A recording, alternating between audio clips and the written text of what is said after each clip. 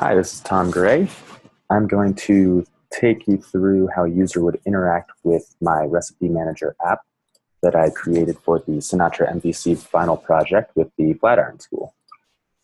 This is the repo. It's github.com/tgray017/recipe-manager.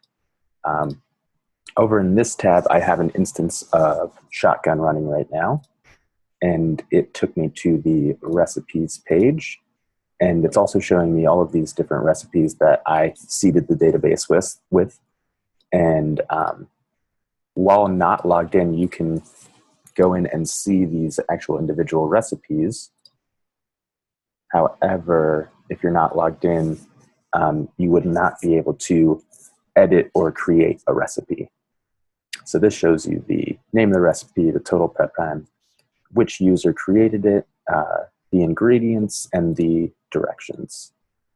Now, if I go back, I can also see all of the recipes created by a single user.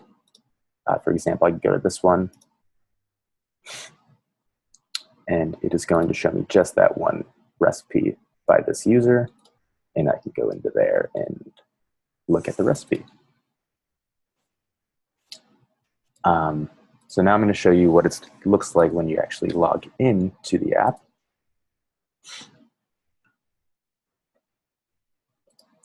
If you log in with an existing username and password that's already in the database,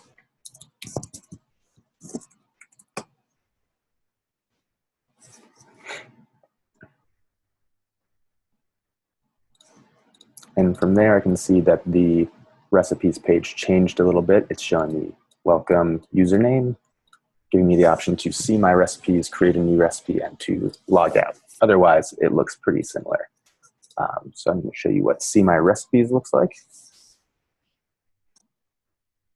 And that just similarly to what we saw before, it just shows me all of the user recipes for my user.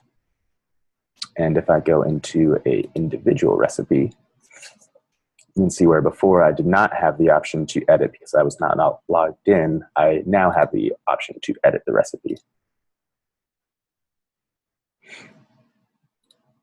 So if I wanted to, I could add an ingredient to this recipe. And I'm going to say, let's add ginger.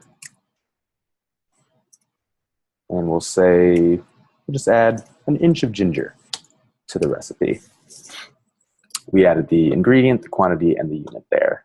And since we added an ingredient, let's also add a direction.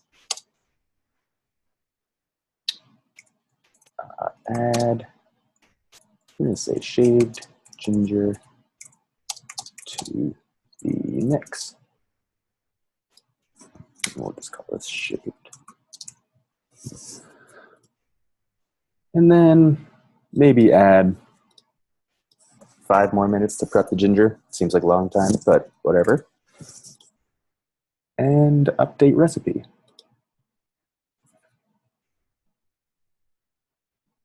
And this will take me back to that same recipe I just updated. And you can see now that the shaved ginger is included in the ingredients now. Now, if I really wanted to, I could go back into this edit recipe mode and then delete the recipe. But I kind of like this recipe, so I'm not going to delete it right now. Instead, I will show you how to create a new recipe, and then we can go ahead and delete that one. So back in the recipes page, I can create a new recipe. The recipe name is going to be Mom's Spaghetti. Why not? Ingredient, first we're going to say spaghetti. Obviously, we're going to need some of that. And we'll say 24 ounces. Then we're going to need some tomato sauce, 4 cups. Then let's just throw in some basil, 2 teaspoons. And directions, Add water to pot and boil on stovetop. Put in spaghetti. Wait until noodles are tender, whatever. Drain and return to pot.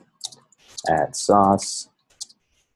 Sprinkle in basil. Sure. And we're going to say total prep time is 30 minutes. And then we can create the recipe.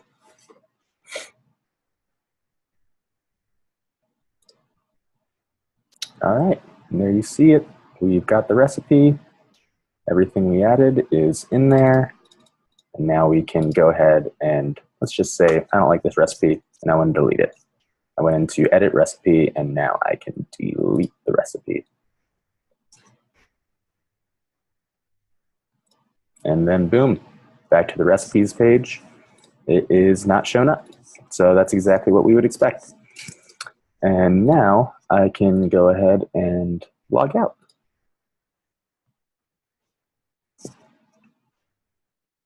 And then naturally that would redirect me to the login page. Yeah, and so that is the entire Recipe Manager app. Oh, I can also show you how a user would sign up. If I go to the sign up link, then looks similar to the login page. Email something at gmail.com, name something, password, whatever. Submit.